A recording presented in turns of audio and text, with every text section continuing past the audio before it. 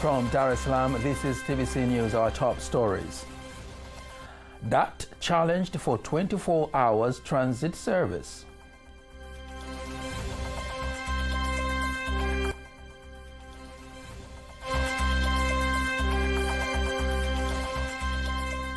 Call for principled approach to blue economy. Hand in hand with the private sector.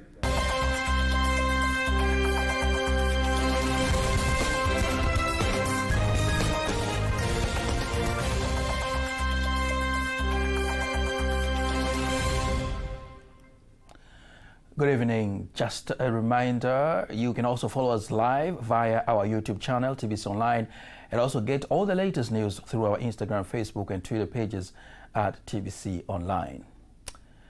My name is Nasa Kingu, and we start here in Dar es Salaam, where the Regional Commissioner of Dar es Salaam, Albert Chalamila, has ordered Dar es Salaam Rapid Transit DART to start operating 24 hours, insisting the move will stimulate economic activities in the region.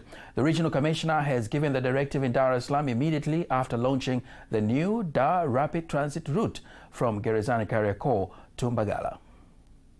Mbagala nitakuja muda sio mrefu. Nitafanya hapa ziara kubwa sana. I will come to Mbagala soon. I will make a very big visit, including the launch of Karibu Dar es Salaam. And that's when I will explain our vision, how to control fraudsters, and how to manage public projects. Immediately after launching the new route, the Regional Commissioner inspected various development projects in the Ubungo municipality, including Kimara Kingongo Road project and Magufuli Bus Terminal, where thereafter Regional Commissioner vows to work on all the issues raised by the citizens. The Dar es Salaam Rapid Transit DART Chief Executive Dr. Edwin Mhede says agency's management has successfully formulated preliminary design of DART transit-oriented development, aiming to improve the provision of services in the areas that the agency operates. Emmanuel Samuel has more details.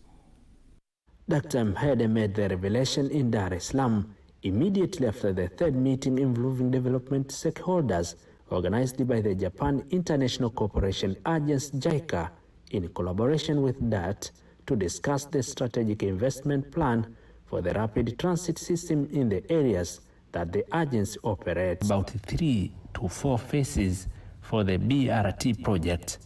So people will be meeting here when they are arriving from anywhere where they are coming from, whether it is in Europe or airport. If they want an office, they just enter to the BRT system and find it in Gerezani. As he or she wants the purchase, he or she will get the shop in the same area. Some of the participants expressed the need for the further training to the local experts and project managers who are expected to execute the plan. I think we should not close the doors of getting new knowledge. Knowledge can be good or bad. Let us accept the philosophy of learning and unlearning. It will take us afar.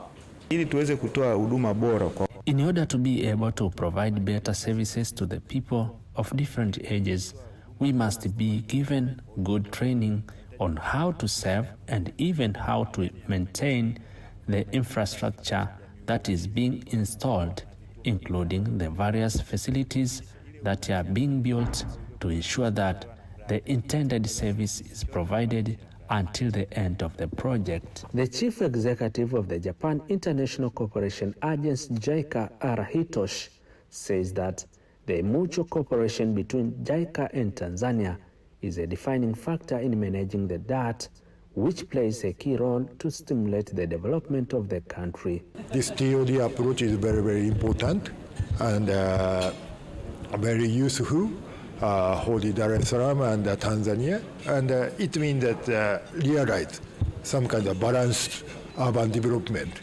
The JICA chief representative finally offers an opportunity to those in charge of the DART project to be ready to go to Japan to gain knowledge that will upskill them in the implementation of the project. Coming September, we invite 14 persons to Japan to learn what is at the TOD in Japan, and how they can take some kind of the information and knowledge, station development or railway development is very, very important and a good chance. The meeting, held for 2 hours at the University of Dar es Salaam, was chaired by the DART Chief Executive, Emmanuel Samuel, TBC News.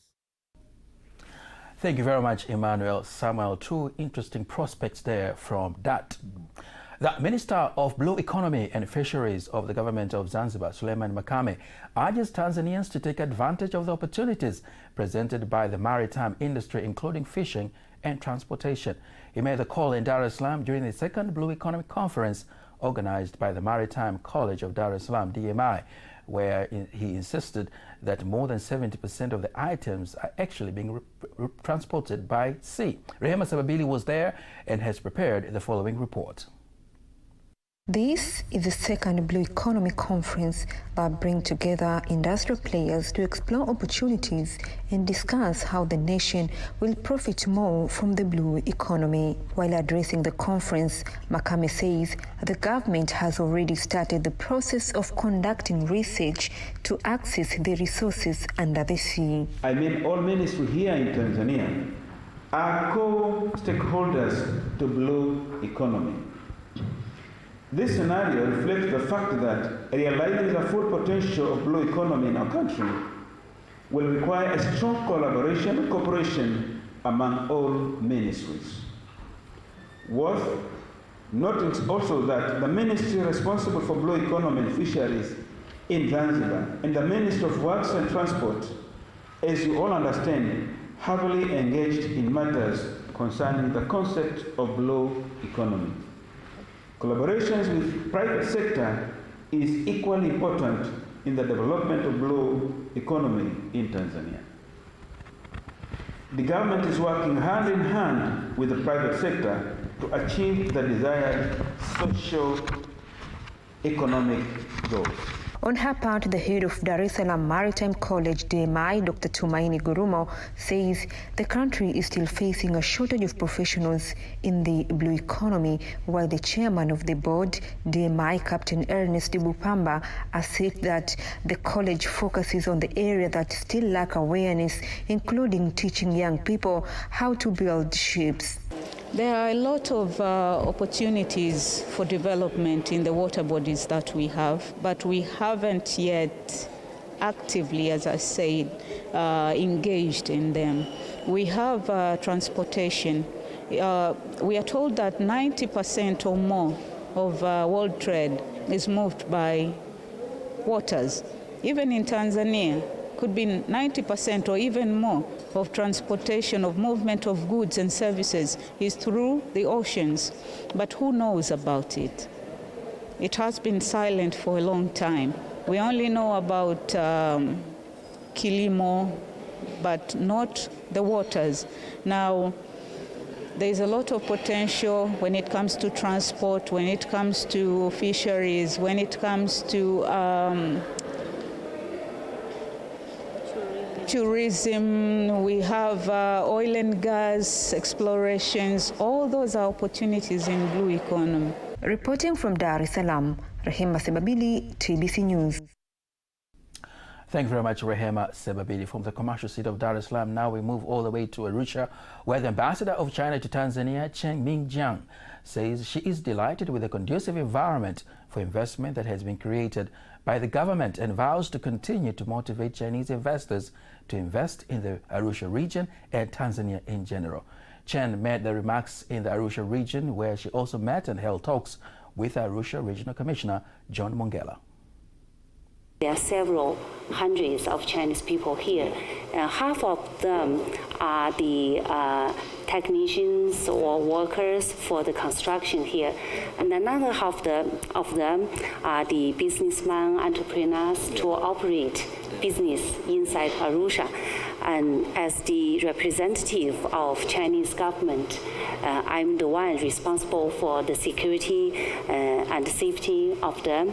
So I ask the commissioner and together with the police officers to take care of them, to protect them, and to give them good environment to develop their business, because I believe what they are doing here is conducive to the development of Arusha, Tanzania, and also China. Relationship between China and Tanzania through Arusha region being one of the several regions of our country. Yeah.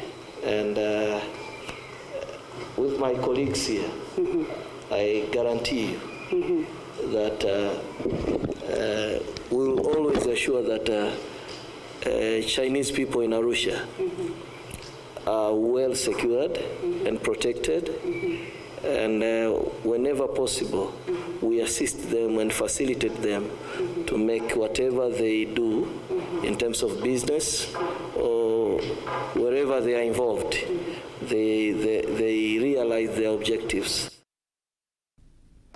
Ambassador Chen is also representing China in the East African community. 16 chief judges from SADC countries are expected to lead the meeting to discuss the role of courts in resolving disputes in the African Free Trade Area using modern technologies to ensure justice delivery. The judge of the Court of Appeal, Ignace Kaitus, who is also the chairperson of the preparatory committee, says the meeting will be officiated by the President, Dr. Samia Suluhu Hassan, and will be held on October 23rd this year, attracting more than 300 guests from SADC member countries. Here is a report prepared by Sechelela Kongola, read by Zaudia Swale. It is stated that the meeting will provide opportunities for the citizens to expand their businesses without having restrictions between countries and strengthen the common market. Majaji wakuu wa eneo hili la SADC watakuwa wanazungumzia namna gani mahakama itachangia. The chief judge in the SADC region will be discussing how the court will contribute to solving urgent disputes so that commercial activities have no obstacles. The official guest is expected to be the Honorable President of Tanzania, Dr. Samia Suluhu Hassan. Mheshimiwa Rais wa Jamhuri ya Muungano wa Tanzania, Mheshimiwa Dr. Samia Suluhu Hassan. Here is Nyimbiri Sangwani, who is the head of the Secretariat of Chief Justices from SADC member countries, explaining the productivity expected out of the meeting. And therefore, we're very grateful to Chief Justice Juma for accepting to host. And we are thoroughly impressed as the Secretariat because, believe it or not, the decision to host was made in October. And in November, the Secretariat was already contacted to begin to make headway on how to proceed. This goes to show how far ahead the judiciary of Tanzania was thinking. And it goes to show because from this meeting... Read by Apasia Ringo and not Zaudia Swale, as I said earlier. Research conducted by Geological Survey of Tanzania reveals the existence of large gold deposits in two villages of Leshata and Kitaita in Gairo district in Morogoro region. Presenting the results of the research conducted for more than 3 months, a geologist from the Geological Survey of Tanzania, Yusto Shime, says it is an important step for the small-scale miners to start using the results of the research to know exactly where the minerals are. Here's a report prepared by Remy Asinti and read by Apasia Ringo. Gairo district is one of the fastest growing economic and social districts in the Morogoro region, and now the presence of gold is going to open even further doors for investment through the mining sector. The result of the research shows that there are things that control gold to show gold up to an average level of 36 grams per 1 ton. ppm au gramu kwa tani 36. Mheshimiwa Waziri, kufuatia maombi ambayo following the request that was presented to the minister by the leaders of the district of Gairo, he promised that he will direct it on the areas of small-scale miners. The aim being to help them get information about their areas so that they can dig productively. With the presence of the results of the research, it will be easier for them and have an overall benefit. itakuwa ni msaada mkubwa. It will be a great help to the miners They will know where they can do the mining activities and what minerals they dig. Hakika baada ya majibu haya, I'm sure that after these results and holding a meeting with the miners, they will be relieved and will dig by following professional instruction. The district takes the study as the move that will stimulate the district economically. Mwaka jana tulikusanya zaidi ya milioni 100. Last year, we collected more than 100 million from the mining sector. Jana ilitusaidia sana kutokana na ule mlipuko wa madini ambao ulitokea. Interesting story there from Morogoro region. The provision of scholarships at the Institute of Kiswahili Studies at the University of Dar es Salaam continues to attract more foreign students who are interested to learn the language. Lulua Muhammad visited the university and has prepared the following report. Kiswahili language is said to have many opportunities in the world. That is why some students chose to learn the language at the Institute of Kiswahili Studies in the University of Dar es Salaam. Speaking with TBC, some of the students with different nationalities explain what has motivated them to study the Kiswahili language. I enjoy studying languages, but also I happen to marry a Tanzanian. So after marrying her, I chose maybe the next language I learned should be Kiswahili. So now I'm just here for a couple months to study, to improve, and I want to continue to learn. First of all, University of Dar es Salaam is a recognized university worldwide, and so taking an example in Uganda, we recognize it so much. For any student who has studied from the University of Dar es Salaam, is really respected, and this is one of the reasons as to why I was motivated to do my Kiswahili course at the very Kurasa University of Dar es Salaam. And adding on that, myself, I love Kiswahili. On the other hand, the students describe how easy it is to learn Kiswahili language. The pronunciation is not so difficult, but the grammar is difficult for me because the Swahili language has so many classes of noun. So at first, for me, it's very hard to understand the grammars. I studied other languages to know which language is more difficult, but I think it's just like you making up your mind to really study it if you want to study it. And well, for me, I believe every language is like equally important. There is no bigger language, so if you want to study it, yeah, you can.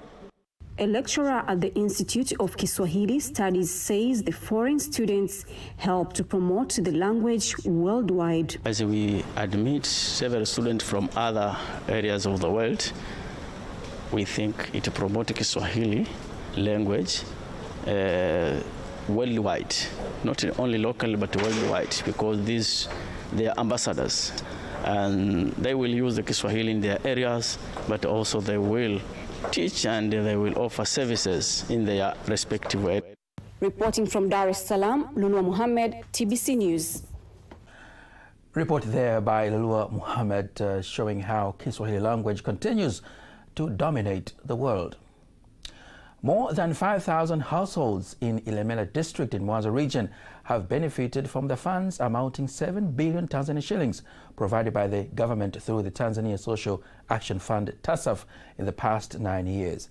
Here is the report prepared by Moses Matthew and read by Lulua Muhammad. Beneficiaries of the program in the Ilemela district in the Mwanza region have designed various projects to boost the economy at the family level. The TASAF project enables the households to improve their income and ultimately reduce the poverty level. Tuliwapa mbuzi 200. We gave them 228 goats, where each household got 4 goats. Before I got these goats, I used to sell green vegetables to earn income. These achievements have been noted following inspection of the project conducted by TASAF officers. Kiujumla niseme kwamba walengwa kwa kweli wamejitahidi sana. The beneficiaries have worked hard. There are those who are looking forward to quit this program due to the improvement of their living conditions, Let's continue to give motivation and education to other beneficiaries who are still in the program so that they can use the grants and the skills they get to liberate themselves. 5,843 households in Ilemela district benefit from the funds, which now amount to 7 billion shillings in the past 9 years. Hizo kaya 5443 zimeweza kunufaika kiasi cha zaidi ya bilioni 7. 5,843 households have been able to benefit 7 billion Tanzanian shillings. This is a great success and has enabled various people to start businesses, livestock keeping, and others are able to make a living. Ambao wanasoma, wanakwenda kliniki kwa kuweza kuwapatia mahitaji ya msingi. And now, before we wind up our local news tonight, let us now have a look at today's exchange rates according to the Bank of Tanzania, BOT.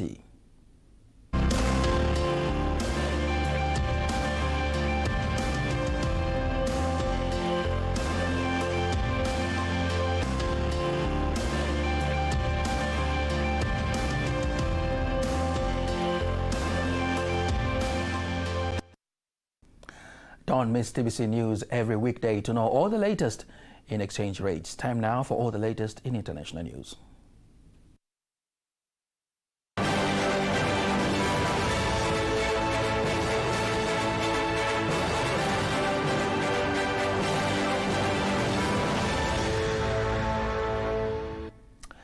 And here is international news. President Julius Bio of Sierra Leone has urged all citizens in the country to keep the peace and continue to respect all public order laws. Addressing the nation, President Bio says every person has a stake in maintaining peace during and after the announcement of election results. President Bio, who is seeking re-election, is in an early lead with more than 1 million votes in the provincial results released by the Electoral Commission. The final results will be announced within 48 hours from Monday afternoon. The president urged the police and security forces to exercise restraint when enforcing the law. In order to win in the first round, a presidential hopeful must secure 55% of the valid votes cast. Otherwise, there will be a runoff between the top two candidates 2 weeks after the announcement of the final results. A unilateral ceasefire declared by the head of Sudan's paramilitary rapid support forces is to come into effect today for the Muslim holiday of Eid al-Adha, which starts on Wednesday. The pause in the conflict with the Sudanese army was announced in an audio recording broadcast by the leader of the RSF, Muhammad Dagalo. He says it will be enforced on Tuesday and Wednesday. He condemns abuses carried out against civilians, including those perpetrated by his own forces. And the Muslim pilgrims in Mecca circled the Kaaba, Islam's holiest site, and then converged on a vast tent camp in the nearby desert, officially opening the annual Hajj pilgrimage, returning to its maximum capacity for the first time since the coronavirus pandemic. So far, more than 1.8 million pilgrims from all over the world have already amassed in and around Mecca for the Hajj. Spokesperson from the Saudi Hajj Ministry says the number was still growing as more pilgrims from the inside Saudi Arabia joined, saying they expect this year to approach pre-COVID levels of more than 2 million. The final 3 days of the Hajj coincided with the festive Eid al-Adha holiday, when Muslims around the world slaughter livestock and distribute meat to the poor. That was international news as compiled by Dorothy Murray, read to you by Lulua Muhammad. Sports news up next.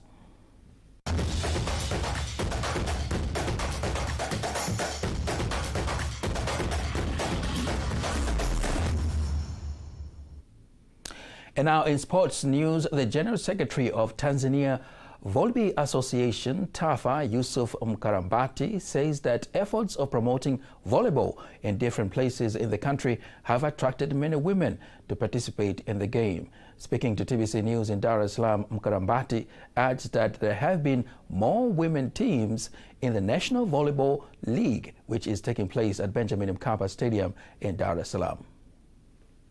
ni kwa jitihada. This has been possible because of the efforts done by our coaches of those teams, which made them to participate in the tournament. Also efforts dedicated by Dar es Salaam Volleyball Association leaders in making possible for women volleyball teams to participate in this competition. Nyingi kwenye ligi yetu ya mkoa wa Dar es Salaam. Different volleyball women teams are participating in the National Volleyball Championship, showcasing promising talents expected to be reflected in the Tanzania Women Volleyball National Team.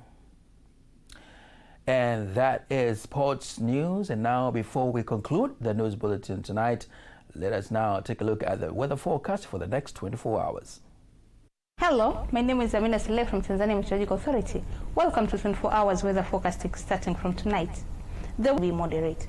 And for tonight, the cooler condition is expected in most parts of the country, especially over the Lake Victoria Basin, central, west, toward the southern region. And the minimum temperature is expected to be 7 over Mbeya region. And for tomorrow, parts of Lake Victoria Basin, which include Kagera and Mara, are expected to feature partly cloudy condition, thunder showers over a few areas in sun period. Over Tanga and islands of Unguja and Pemba are expected to feature partly cloudy condition, light rain showers over a few areas in sun period. And the rest part of the country are expected to feature partly cloudy conditions. Now let's have a look on 4 days weather forecasting.